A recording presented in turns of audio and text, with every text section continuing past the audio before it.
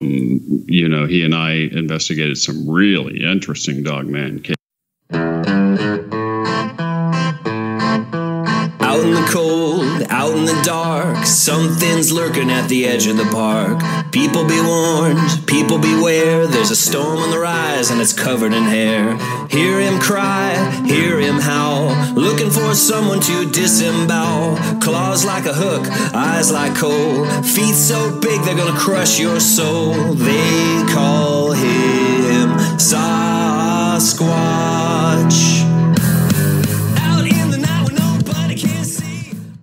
This is Yowie Central. Welcome to the show. I'm Sarah. I'm excited to announce the winner's name and the runner-up's name for the Mallee Road Studios Mega Yowie merch giveaway. Both names have been drawn out of a hat by the Mallee Road Studios team over the weekend. The winner is Andrew Sykes and the runner-up is Jeff Klebzik. That's Andrew Sykes as the winner for the whole pack with the apron and the pillowcase and the poster and all the other stuff. And the runner-up is Jeff Klebzik, and he'll receive an A4 poster with that awesome sketch that the Mallee Road Studios team created. Thank you to the Mallee Road Studios team for their incredible artwork, and thank you so much to each and every one of you who commented and participated in that competition. I already knew you were a special bunch of people, but this competition brought home that you are also hilarious, not to mention a bunch of Yowie tragics just like me. So thank you so much for joining in. I will do another giveaway when the new Yowie Central logo is ready and I get some merch happening, some caps and some T-shirts. I'll let you know when that happens later on in the year. I would also like to thank you from the bottom of my heart for listening to my podcast. I just looked at my latest stats and I realised I'd clicked over 100,000 downloads. So today I have 105,831 downloads for the last 62 episodes of Yowie Central, and I am so deeply grateful for your ongoing support. Yowie Central used to be just a little show on a little volunteer community radio station. So that's where I used to post my shows, on Main FM's Mixcloud channel. All you have to do is internet search Main FM, MAIN FM, on the Mixcloud platform, and you'll find Main FM's channel. And then within the channel, you just search for Yowie Central and you'll find my first 50 shows there. Please bear in mind that the first few shows I had only had the most basic minimum few hours of radio training. So I was very nervous, and it took a while to get into the flow of producing and presenting a radio show every week. But if you're really keen, go ahead and find them on Main FM's Mixcloud channel. Okay, so let's jump into it today. I'm very excited to introduce my very special guest for today. His name is Jack Cary. He is a long-time cryptozoologist and paranormal investigator, author of Paranormal Planet and his latest book, Bigfoot Unleashed. Jack has been a paranormal investigator and cryptozoologist for over 25 years. He's the founder of Paranormal Intelligence Agency and current director of Crypto Four Corners. Jack is a regular guest on Ancient Civilizations, Deep Space and Open Minds documentary series produced by the Gaia channel. I had been wanting to interview Jack Cary for years, so I was very excited when I reached out to him and he agreed to have a chat with me for Yowie Central. So I'm excited to play it for you now. Here's Jack.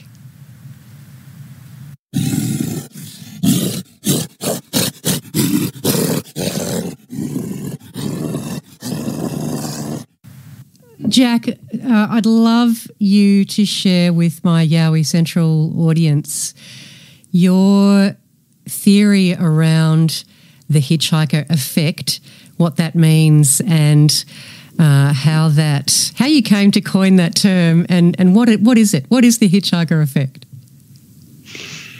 Well, that's a great question, and I wish I could claim fame to actually inventing that term, but the people who did invent the term, which is the scientists and the intelligence agents who were working at the Pentagon's OSAP program, were the ones who actually coined that term, and this finding of theirs really is going to, or literally has now, because it's something that we know about and that they're actively measuring, but it's going to revolutionize paranormal research altogether. What they've discovered is something that is a bit more bizarre than us paranormal investigators would like. It sort of complicates matters in a lot of ways. And basically, it comes down to this. So the Pentagon was running their ATIP program, which is their UFO identification program that everybody should be well aware of by now, with Lou Elizondo and et al. Coming out with various videos, etc., and the congressional hearings here in the U.S. Well, right underneath that program and running parallel to it with approximately $20 million in funding was another program, and it was called the OSAP program. And now this is something of public record.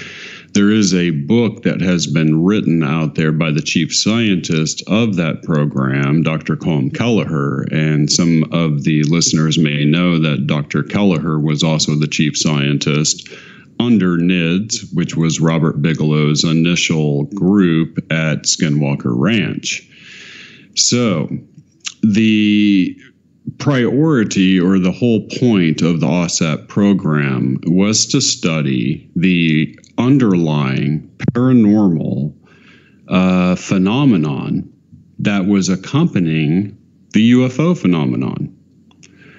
And this is where things get really, really bizarre, Sarah. So what they discovered after a while was that people who were part of who had close encounters that they were studying with UAPs, and people who were in the program studying the people who had these close encounters, ended up experiencing what they refer to as the Hitchhiker Effect.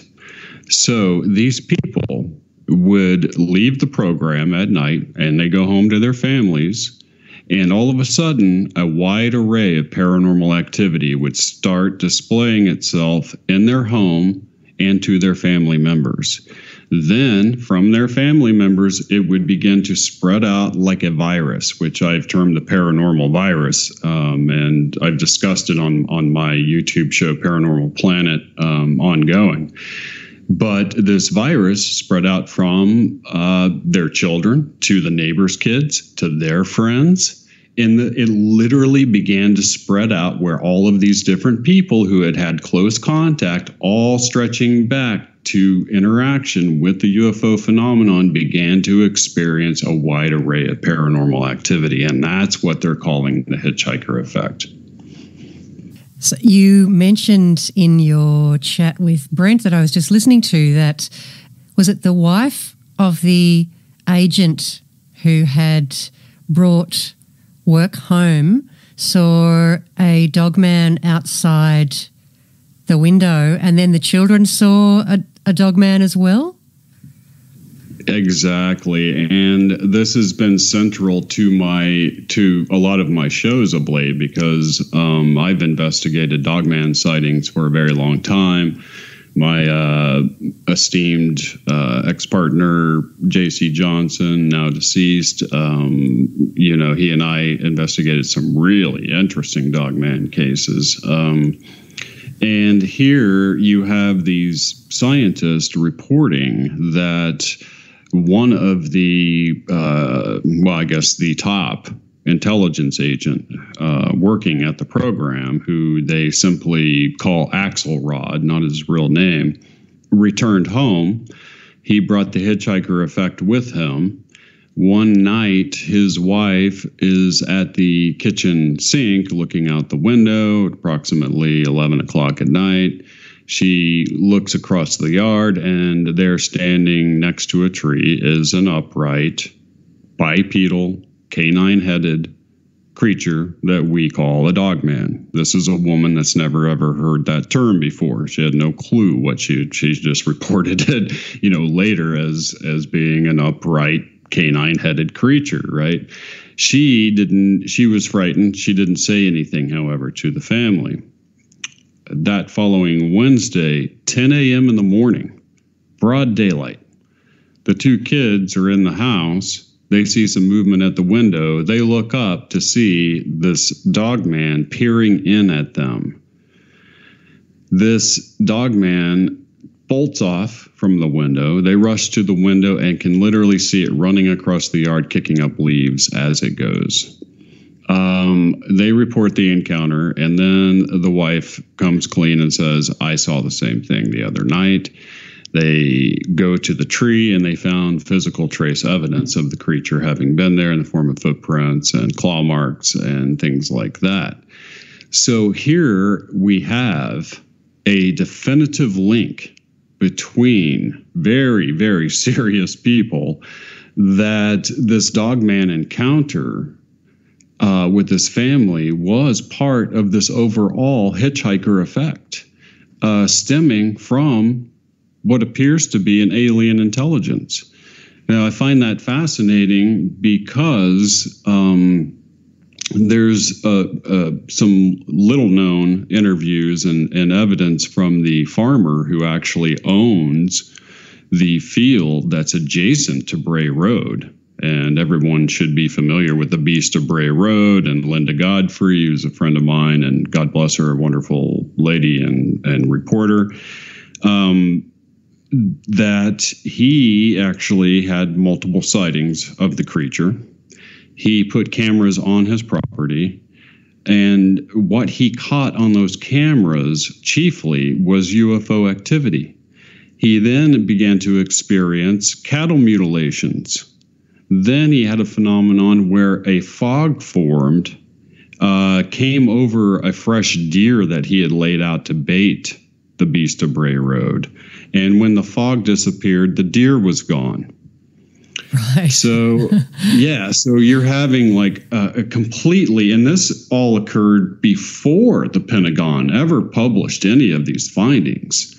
So obviously you're seeing a perfect parallel occurring to this farmer next to Bray Road that they're experiencing. And so as a paranormal investigator, I have to conclude that the dogman phenomenon is in fact part of this larger alien phenomenon. And for what reason it manifests itself in that way, I don't know. However, I've long suspected the sort of scarecrow effect of the dogman creatures, because witnesses never come to us and say, oh, this thing ran at me and attacked me, and here's the bite, or here's the scratch, or here's the injury, or anything like that. No, it's always like they're petrified to the point where they retreat from that location. And that seems to be the point of the creature itself. That's very interesting. Right. It's covering up some other activity that's occurring. And so for me, dogman sightings have now become a signpost of ET activity. There's something going on in that area that's ET related. And so, it's taking us down all kinds of crazy new avenues. Yeah. So what I'm finding as a Yowie investigator, reporter, and I interview witnesses for Australian Yowie research and for my own podcast, I'm finding that in the past we don't have any history whatsoever of dogman sightings in Australia, or very little. There's very little in Aboriginal law. In the original Australians, they don't have stories that I'm aware of these dogman beings. However, we're getting people reporting seeing them now more and more. In fact, I interviewed someone just this week who saw a silhouette of an enormous being with German Shepherd-like ears on the top of the head. And just last week on my show, I had a fella called John Kershaw who has been on a few different podcasts in the States, I think, with his remarkable photos. He got 3 photos of a creature that was stalking him, something huge that was stalking him in the bush, and he managed to snap off 3 quick photos and skedaddled out of there. And then, but looking at the photos, there's clearly a very tall, dark, black creature with a muzzle and 2 pointed ears on the top of the head. Now, we don't have, and we the location that he's actually gone back there with other investigators to check out the location, and where that creature was standing, there's actually a drop off. There's nothing to stand on, so he's estimating it to be at least 9-10 foot tall. So I'm finding it really, really interesting that how we could start having reports of this creature here when we haven't had them before. Is it then related to UFOs? It's really interesting. There's a much longer history in the United States of these creatures. There's oral histories, I think, from what I understand. Yes, absolutely, and I'm reminded of the profound amount of UFO activity that occurs and is documented widely in Australia. But you're right. There's though some of the earliest known encounters go back to the early 1800s in the United States, and interestingly enough, one of the first documented encounters was a security guard that was at this place in Wisconsin, and it's called Aztalan State Park. The gentleman who discovered this area had traveled to South America, and he had become familiar with the step pyramids that the Aztecs had built. And he came across step pyramids in the wilds in Wisconsin. Most people don't know this, and it's called Aztalan State Park. And there was a security guard put on those grounds. I believe there was some sort of a school for children or something also on those grounds at some point, and he walked the grounds at night. And he reported that 2 separate encounters with a dogman-like creature, and this creature was digging into one of the burial mounds. And it's interesting because he uttered a word to the security guard, and it came out as Gadara, which Linda Godfrey, who really kind of, broke the dogman story in modern day America and began writing about the eyewitness encounters and stuff. She traced Gadara back to a biblical village mentioned in the Bible, where apparently demons were thrown out of an individual into pigs or something of that nature, which I found very interesting. But here's where things really got interesting for me. So I began to examine this Aztalan connection, because really in paranormal research, the closer you can get to that source point, that 0 point of interaction, that very first encounter that was documented, those are like pure gold, because you know that it's not contaminated by anything that's come before it. And so I began to look at the Aztecs, and I discovered that, interestingly enough, there are Aztec elders who believe that they came from a place in the far north, a place that was frozen and cold, a place very much like Wisconsin. They claim that one of their medicine men had a vision, or a chief had a vision, and it was told to take the tribe southward until they witnessed an eagle eating a snake on a barbed tree. That's how they put it. Well, that symbol is still found on the Mexican flag even to this day. And so they basically, I began to examine their culture. And one of their principal deities was a dog-headed god that they called Xolotl. And it almost echoes perfectly the worship of Anubis in Egyptian culture.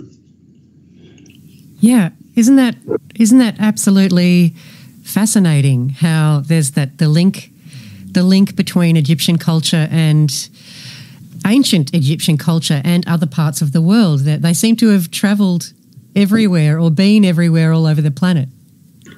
Oh, absolutely. There's undeniable proof of it. I did not to go too far afield, but I did a investigative video on a apparent lost city in the Grand Canyon, and I reminded people it apparently had some sort of Egyptian connection, but I reminded people at the end that there was a famous finding of mummies in Europe, where a scientist did a toxicology test on I think 20 different mummies in different museums all throughout Europe, and every one of them tested positive for cocaine and nicotine. Right. And those are two plants that only grow in the Americas. Oh, so, wow. So there was some sort of transatlantic trade going on there, and to have both cultures, building pyramids, they both have similar deities. It's very interesting. So, Jack, what do you think? What's the connection between the dogman and Sasquatch? We seem to have two enormous bipedal beings appearing in similar places, but obviously one's got a canine dog-shaped head and the other one has more of an ape-like, human-like head. What do you think the connection there is between those two beings? Well, it's a great question because I talk about in my book Bigfoot Unleashed the similarities that you point out, and it occurred to me at some point in investigating both cryptid animals that you could basically draw up a description, right? Number one, there's an existing indigenous oral history of both. Number two, they're both bipedal hominid primate-like creatures. Number three, there's an ever-growing body of highly credible eyewitness testimony to support the existence of both, and both leave physical trace evidence at the scene, which can be collected. And in Bigfoot Unleashed, I point out you could literally almost take the heads off the creatures, replace them on the other bodies, and the descriptions are identical as far as a phenomenon goes. And what are we to make of that now that there is a definitive connection between the Hitchhiker Effect, this ET presence that appears to be on this planet, and the dogmen? And, I point out a mountain of evidence in my book talking about how researchers have experienced all of this various paranormal phenomenon while interacting with the Sasquatch creatures. Now, I'm not prepared to say at this time that they're part of the Hitchhiker Effect because, I was there with the guys and we collected the DNA that went into the Sasquatch Genome Project. I've held it in my hand. I found footprints out in the middle of literally, there's just no way, people are like, how do you know somebody didn't fake it? And you had to ride a horse 2 days to get there, Yeah. There's no way. And, right. And so on one particular investigation, we were in the Chusca Mountains, and this was on Navajo reservation land in New Mexico.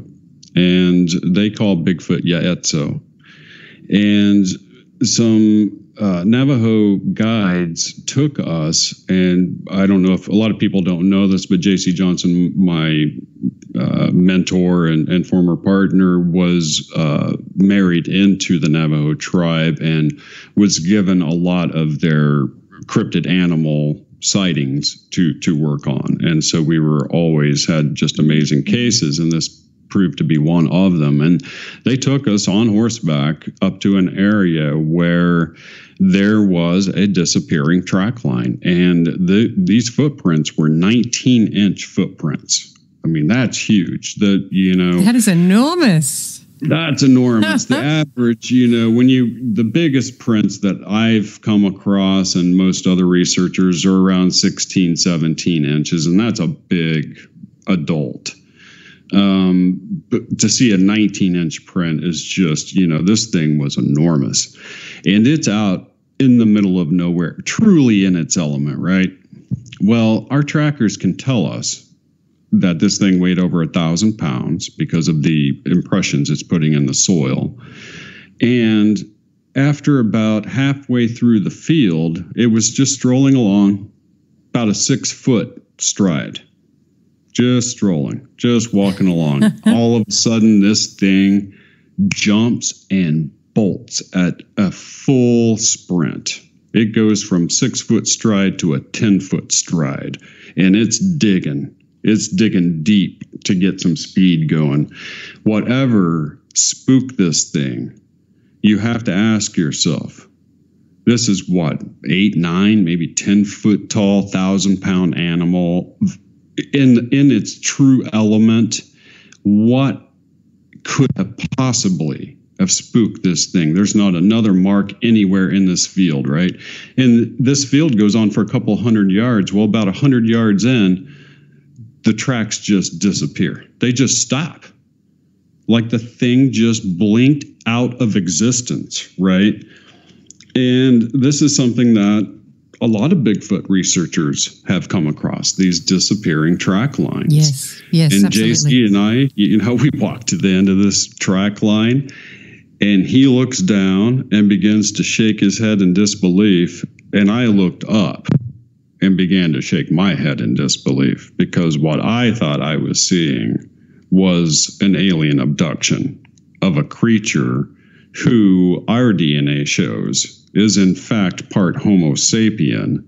And I might add that there are many, many humans who have reported being abducted, and there appears to be a long-running genetic program of some kind taking place.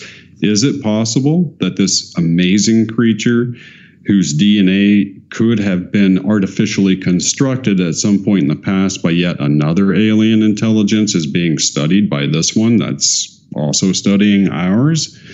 I don't know. But it occurred to me that whatever spooked it had come from the sky. That's a fascinating question. Yowie's over here, our Sasquatch over there, dogman, are they the product of an experiment by another race, an alien race? How fascinating. Fascinating.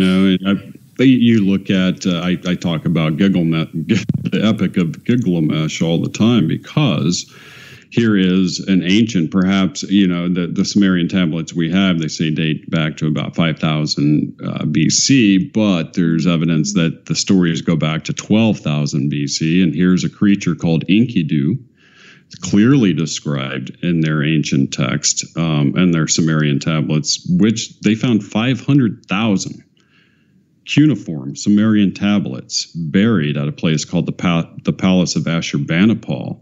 And so we know every tiny little facet detail of these people's lives in ancient Sumeria. And their biggest, most important story was the Epic of Gilgamesh. And it features a creature called Enkidu, which we would call Bigfoot.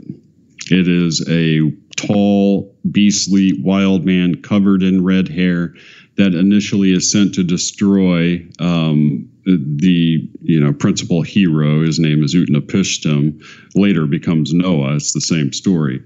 And then they end up becoming friends, right? I find that absolutely fascinating that it goes that far back. And in those Sumerian tablets, they clearly describe what appears to have been a non-human group that was genetically testing and producing all kinds of things. So it's it's a fascinating. And talking about scientific experiments, I think you were involved, if I remember correctly, in a team that analysed.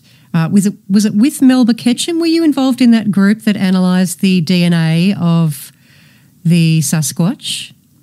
We did. We did. In fact, there was over 100 samples, but I would wager that our samples were the best. I mean, JC was able to actually retrieve almost an entire knuckle from a Bigfoot creature that had torn it off on a road culvert that it was ripping up in order to get to a skunk.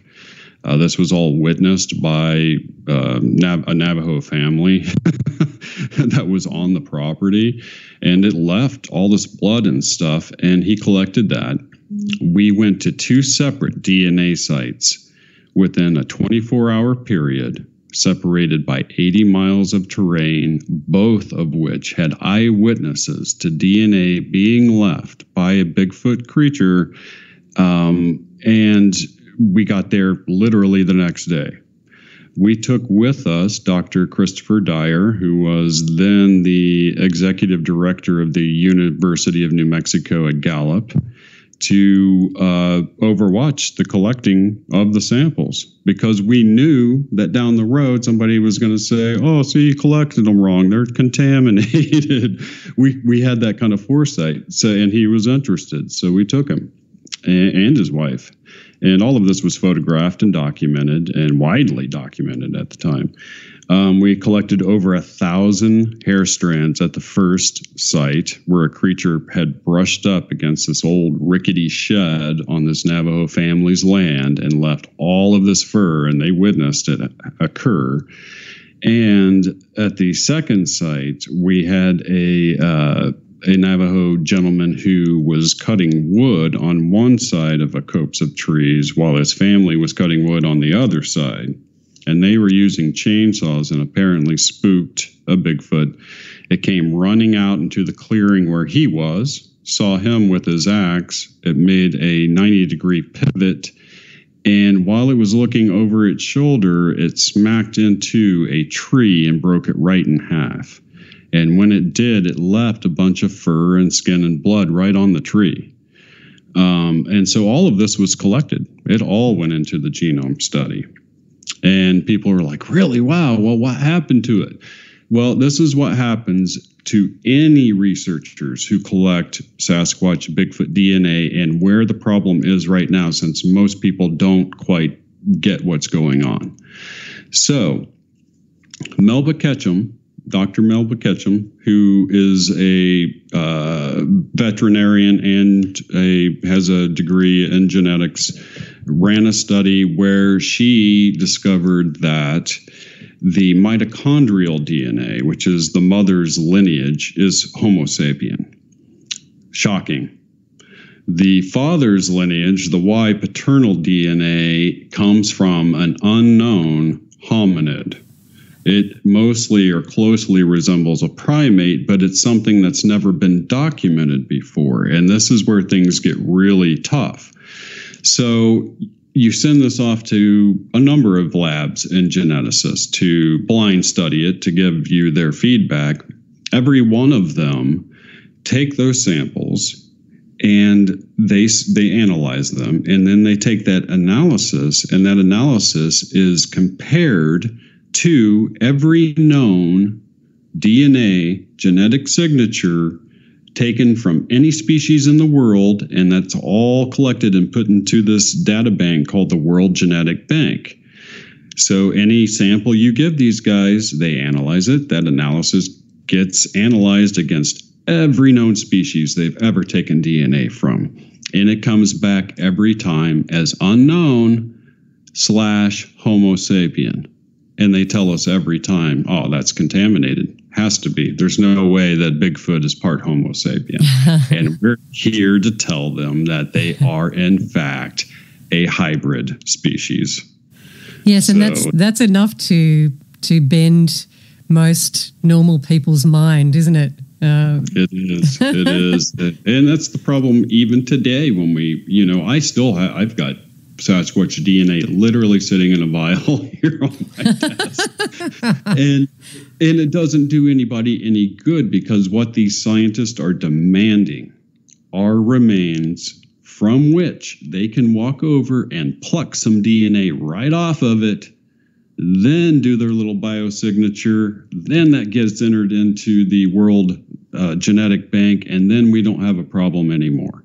But until that occurs, they simply will not accept the idea that there is a bipedal Homo sapien hybrid creature running wild around the wildernesses of the world. It's just too big. I remember watching you talk about this I think it was on the Gaia podcast, and you were being interviewed by a woman, and I can't remember her name. It might have been Regina someone. Yeah, Regina Meredith. Yes, that's it. So you were telling her about how with the dogman foot, what sort of tracks they leave and how that would work locomotion-wise standing upright, because that always I questioned how that could be possible, that a canine-like creature could actually stand up and move around very successfully on two legs. So I remember you explaining something about the hock, or the part of that foot coming down to reach the ground. Was that right? Yeah, in a number of cases where prints were photographed, it looks like literally like, it's sort of the forearm of the creature. It almost looks like has been pushed to the ground. And a lot of eyewitnesses say, well, their legs look like they were on backwards. Well, that's an exact kind of look you get when that happens.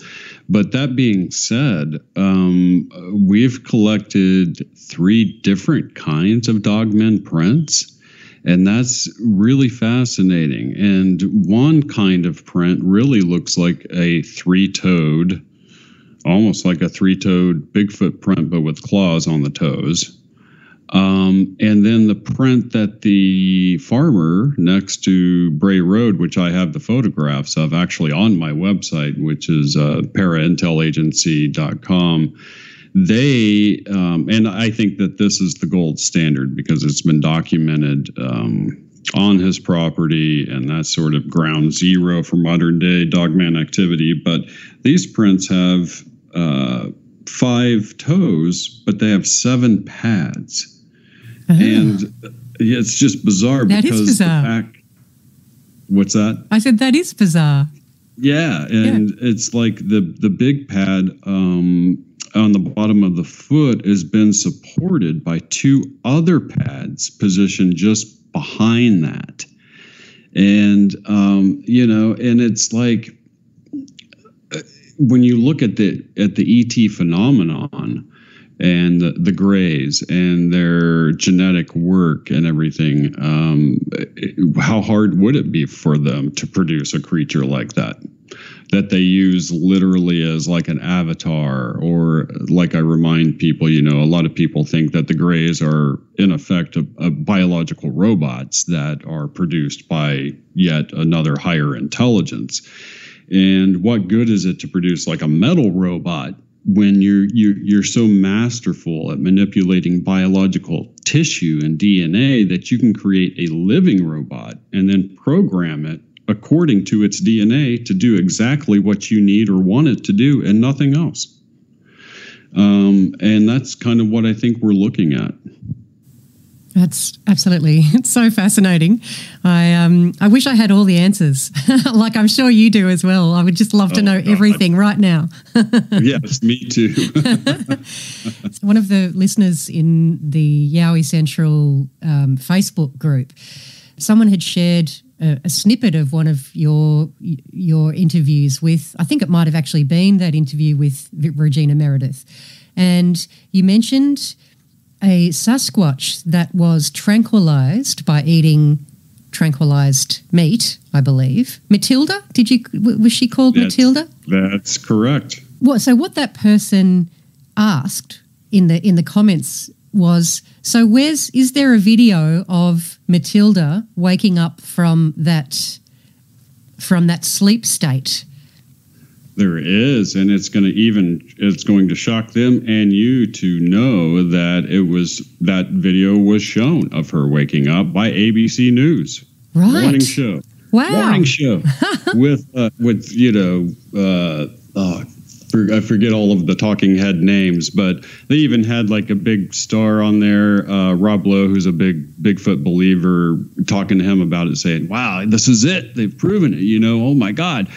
And the next day, and you can look that clip up. It's if you do a search engine search for ABC News, Bigfoot is real, it's going to talk about it and it'll come out. A group of researchers from Texas, but Matilda has actually occurred in Kentucky in an area where there had been habituation going on for years.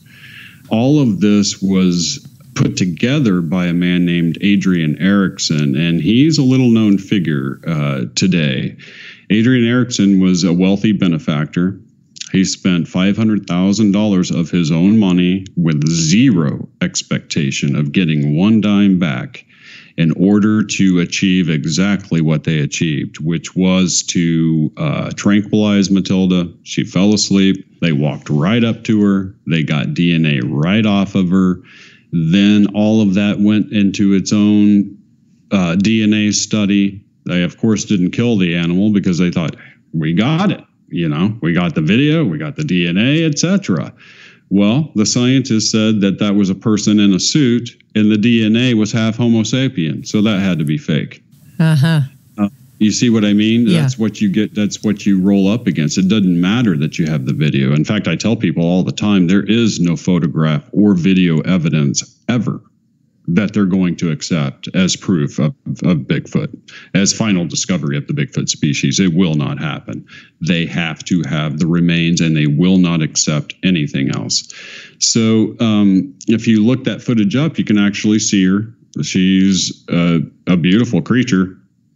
And, what ended up happening after that was that Adrian Erickson, who, by the way, owns all of that footage, and I'll tell people out there, Adrian Erickson to this day is sitting on footage that would blow the Bigfoot world wide open.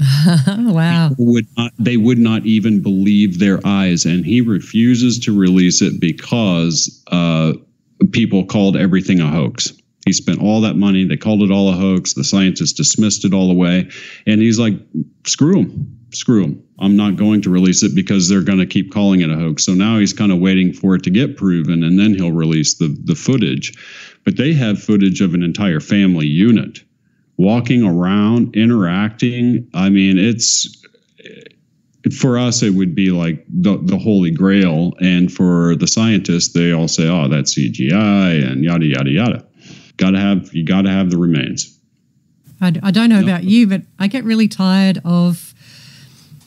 Well, I've sort of given up trying to prove anything to anyone. I'm passionate about this work, and I love researching, and I love learning about this subject. But to the point of gathering evidence so that then I can prove to someone, to a skeptic, that they exist. I know they exist. And I've gotten to the point where I don't care if anybody believes anymore. I'm not in the business of proving it to anybody now. Oh, yeah. No, I gave up on that long ago. Let me tell you, there's nothing like becoming a believer till you see one. And I can tell people it's not the size that really puts you off. It's the speed. And, when you see a creature like that can move that fast, it really puts the fear of God into you. People they don't realize. I often wonder what that day is going to be like, because it is coming. The day when somebody comes up with the body, it's coming. Recently, I've begun operations on a 1,000-acre plot of land here in southeastern Oklahoma, and this is an area, it's called LaFleur County. Now, LaFleur County historically boasts more Bigfoot sightings than literally all of the counties and the 4 surrounding states combined. You're talking about the very, very heavily, it's almost like a jungle, wooded foothills of the Ozark Mountains. And this is an area called the Ouachita National Forest. There's 2 mountain ranges here in Oklahoma. Most people have no idea are there. One is the Ouachita, and the other is the Kiamichi. And they're the foothills of the Ozark Mountains going into Arkansas. And this area has a long history of Choctaw Indian tribal interaction with Bigfoot, even a battle that appears to have taken place, which is commemorated in their oral history. And it happens to, the exact location is somewhat lost to history, but where they're describing is literally, right in this area that this 1,000-acre plot of land is. And this land is kept as a preserve. I'm lucky in the respect that I've been given full access, full time to the property. Me and my team, nobody else has ever been allowed in there. There's little to no human interaction. The owner keeps it as a hunting game preserve just for he and a few family members, and he's a lifelong friend of mine. He's not a believer in Bigfoot. He's, thinks that I'm not crazy or anything. He's just like, he just needs to see the evidence. And so that's kind of the situation. And it's a really unique and opportunity that we think might produce some amazing results. How exciting for you. I can imagine how excited you must be now that you're there, having moved there from another state to move home where you've got family and you've now got access to this incredible, and it's beautiful. I've watched some of your videos on YouTube of footage from there. It looks absolutely stunning. Thank you very much. Yeah, yes. You're right. I am so excited to be back in my home state and around my people, so to speak. And for a cryptozoologist, it's a once in a lifetime opportunity that, I just happen to be lucky and know somebody that has this property, and it happens to be in an area that's has an amazing amount of Bigfoot activity. So it's almost like the stars just kind of aligned. That's so perfect. And you have, I think I caught at the end of, was it your last YouTube video or the one before, you have is it a family member who is an ex-Marine and an expert woods woman? I love the fact that she's a chick. Absolutely. She sounds very accomplished. She is. That is my cousin Brooke, and she is an amazing individual. And really, I can't imagine somebody more suited for joining our team. She comes from a long line of very active hunters, and her father even has had a lifelong interest in Bigfoot as well. So she fits right in, and she's got all the right tools of the trade. So not easily spooked, that one. That's what you need, really, isn't it? Out there, right? So what's the plan? Are you planning on living out there on that property, or just being there and doing field research out there, but not necessarily staying there all the time? Well, yeah, no, we won't be staying all the time, but I will be deploying equipment. Really, it's going to be long-range, long-running equipment. Another nice thing about having this opportunity is we'll be able to put up equipment that stays out for years and not worry about anybody taking it or damaging it, etc. And some of this camera equipment is going to be able to send video right to our phones here 2 hours away. as it occurs. But like I said, I don't expect any sort of video or photographic evidence to bring about final disclosure. And what we're hoping to do in this area is eventually recover grave remains. I believe that there will be graves in this area. I have reason to believe that. And so you're looking to recover any kind of bone at all would be all that it takes at this stage. And you know, if you spend a lot of time just trying to document interaction, I think the results will be more of the same of what we've received from, you know, the mainstream scientific community. Well, I wish you the best of luck in the world for your research out there. I'm slightly envious that I just a smidge. Well, come on over. Just get the plane ticket. Come on over. We'll take you out. Oh, don't tempt me. I'll be there. That would be absolutely amazing. That'd be a dream come true. I'm actually flying up to the Gold Coast tomorrow for 3 days to spend time out in the field with my team, because I'm based down in Victoria, but they're all based up on the Gold Coast in Queensland, where we've got a huge mountain range where there's lots of activity. And and where the boys, I don't know if you've seen it, but my team got incredible thermal camera footage about a year ago, about April last year. I have not seen that. I got to see that. Okay, so I'll send you the videos where they put together some YouTube videos, including the footage. So I'll send it to you. Fantastic. Yes, and so I'm excited because I got to go up there to the same place about a month ago, and I'm heading up there again this weekend. So we've got a weekend ahead of field research. So I'm looking forward to it. I feel you. That's how I am every time I get to the field. I'm like giddy. Yeah. Yes, super excited, like a little kid in a candy shop. Right. Well, Jack, was there anything else you'd like to mention before we wrap it up? I'm aware that you did say that you had things to do after this. Do you want to tell people where they can find your book, The Bigfoot Unleashed, and tell them a little bit about that? Absolutely. Bigfoot Unleashed is on Amazon Kindle. It's an ebook. Kindle's a free app that anybody can download these days, and it's on there. I put it on Amazon Kindle because of the color photographs, which are almost impossible to do in printed form, and a lot of the evidence that I present is in color photographs. So take a look at that. My first book, Paranormal Planet, I present my unified field theory of paranormal activity. I'm happy to say that it looks like the Hitchhiker Effect has kind of proven that out. We'll see. Isn't it great when you go, I was right, I told you. Right, I know.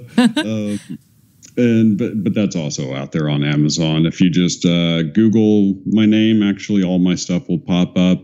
Come by and see me on paraintelligency.com. That's the website that I do all of my forensic paranormal investigation reports on. And come check out my live show that's on Thursday nights, 7 Central U.S. time, and that's Paranormal Intelligence Agency. Okay, well, got it. I've got all that information. I'll leave that in so that everyone can find you and check out your fantastic shows and your books. I haven't got Bigfoot Unleashed yet, but I will, because it sounds like there's info in there that I can't miss. Yes, please do. There is evidence in there that has never been presented before. It represents over 25 years of research, and I think you'll be very interested in some of the old articles and accounts that I was able to uncover that really sort of corroborates and proves out a lot of what we're seeing in modern eyewitness accounts. So, yeah, check it out. Sounds awesome. Sounds awesome. I hope you will come back at some stage. I've got so many more questions. I've got like a page of questions that I've been writing down for the last few weeks in preparation for this chat. So anytime, maybe, I'm happy to. Yeah, that'd be lovely if you could come back again, and I'll pepper you with more questions. That sounds wonderful. I'm game. Awesome. Thank you so much for sharing all that amazing information, that knowledge that you have in your brain. It's absolutely amazing. Well, thank you, Sarah. I really, really appreciate it. It's a pleasure to speak with you. So anytime, just let me know. All right. Well, you take care out there, and I'm dying to hear what happens out on that property. Yes, I will let you know. Fabulous.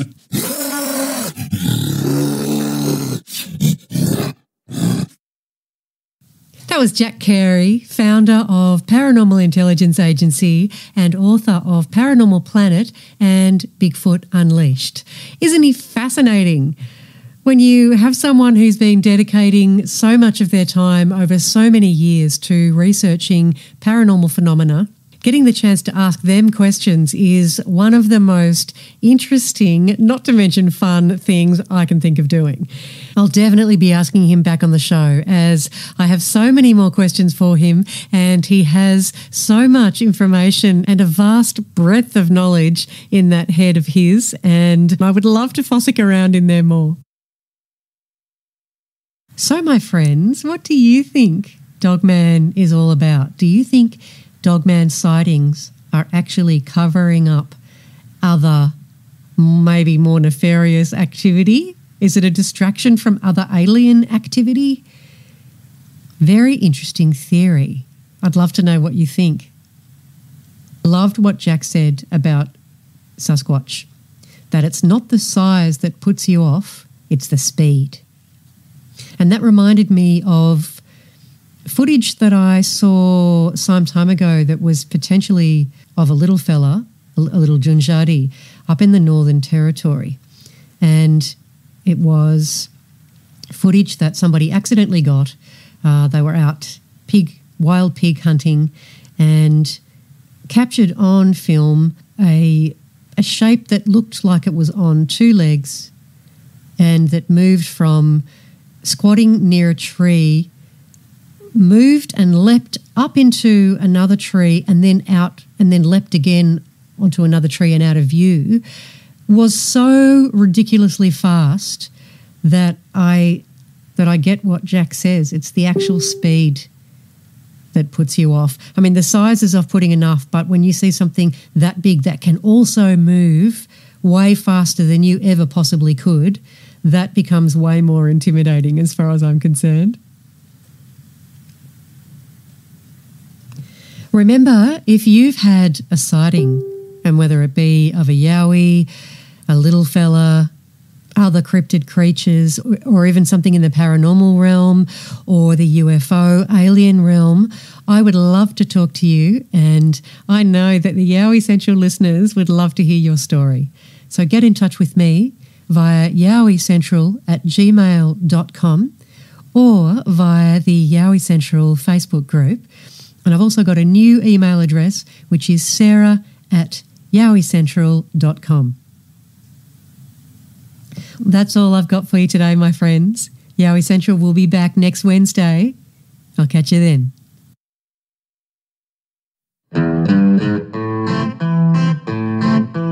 Out in the cold, out in the dark, something's lurking at the edge of the park.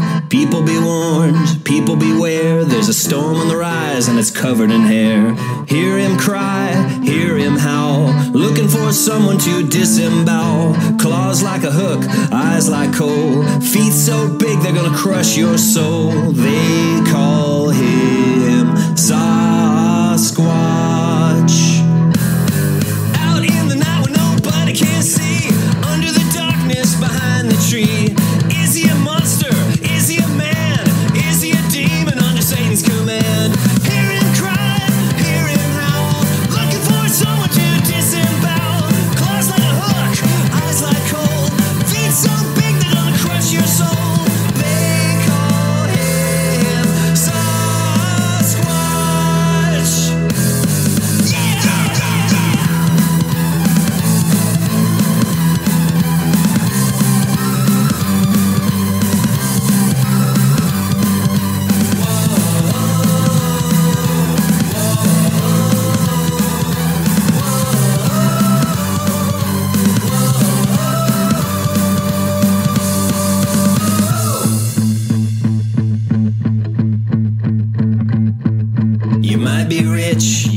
young thing, better hide the glint of your diamond ring. Your fancy jacket won't be worth a dime when you're sucking the blood right out of your spine. Hearing cries